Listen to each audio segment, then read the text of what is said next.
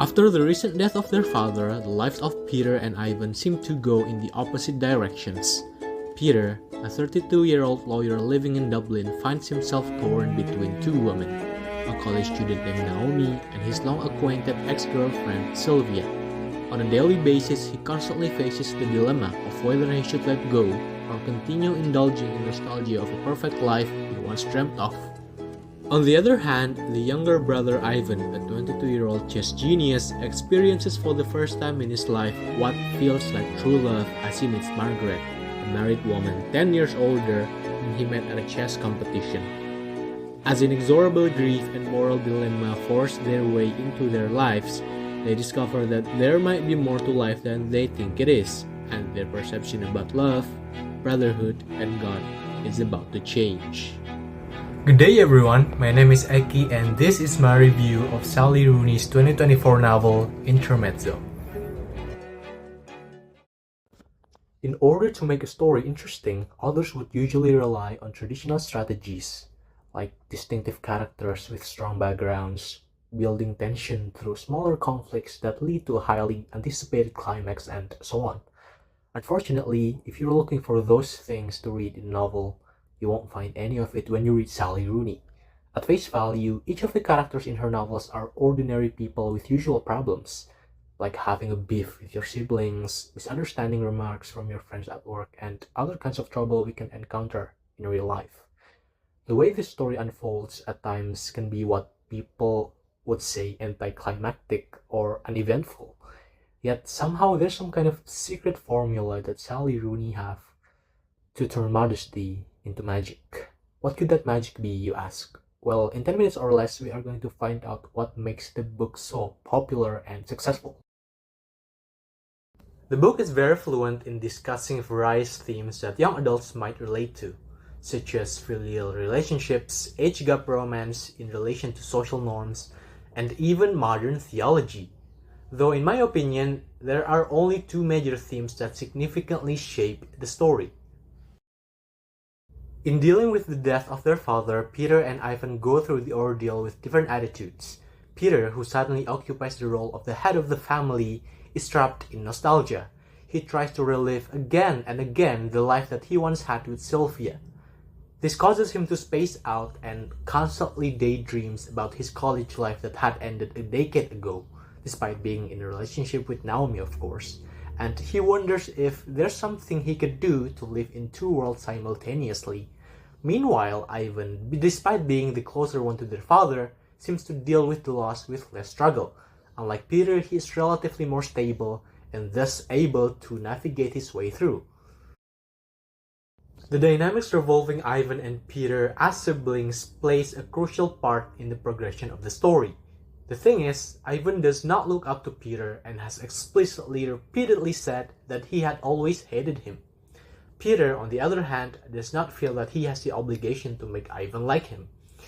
The distance between the two is repeatedly negotiated through the events that they go through in their respective personal lives, and eventually their shared proximity to their late father makes it impossible for them to be completely detached from one another.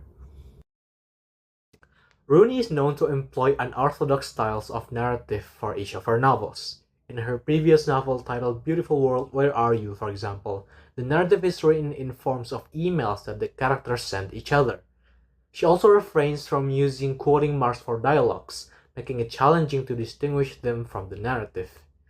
In Intermezzo, Rooney decides that for Peter's point of view, the narrative should reflect how his mind works.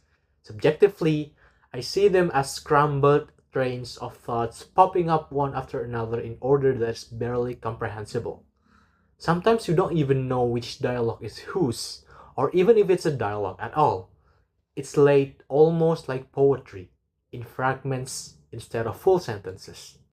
In my opinion, this can be a great way to mirror the personalities of the characters, meaning it is possible that this kind of narrative is a result of Peter being under the influence of substances, which he is, since he constantly smokes cannabis and takes antidepressants alike. As a result, we get to experience the intoxication Peter feels through how his point of view is being told, in contrast to what Ivan experiences, which is relatively normal and it's not that hard to follow. The disadvantage of using this type of narrative is, of course, some readers might get frustrated and give up reading, since they would have to read the pages at least twice. That being said, I would recommend you to read some of her previous works like the highly acclaimed Normal People or her debut, Conversations with Friends, before getting into Intermezzo. So, what makes Intermezzo and also Rooney's works in general special? In her interview with the Louisiana Channel in 2021, she reveals that she only writes about the world she knows well.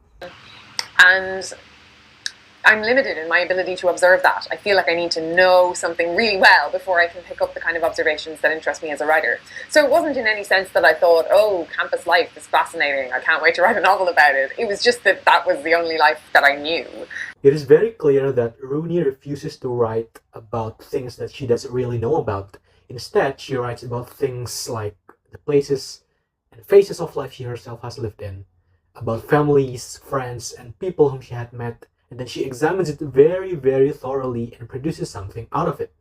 And that's why her works are always about young adults and are mostly tied to Dublin and other cities in Ireland as her homeland. I like to call this the principle of being genuine. One of the earliest examples of this principle can be seen in the works of one of the most renowned Russian playwrights in the 19th century, Anton Chekhov. Chekhov is known to write plays and stories that renders mundane real-life situations, as opposed to most plays and stories that were made at the time. He believes that people don't say profound things every other minute, and everyday life doesn't always have critical moments or climaxes along its way. And in reality, people are bound to be inconsistent in what they say, do, or believe. Taking this into account, Peter is very inconsistent and unrealistic about living simultaneously in two worlds, both with Sylvia and Naomi. Rooney and Chekhov are alike in a way of allowing things to be absurd, but c'est la vie. Isn't life full of inconsistencies and, as a consequence, anticlimactic? A great story does not have to be grand, it doesn't have to be an epic in order for people to like it.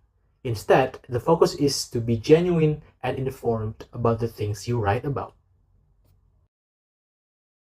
Finally, I would recommend this book for intermediate readers who love challenge and want to indulge in young adult fiction with great amount of family drama and philosophical discussions. Although I must say that the book is quite vulgar, so make sure you're at enough age already to read this. And the book has also been translated to Bahasa Indonesia, so you might want to check that out. Thank you and have a good day.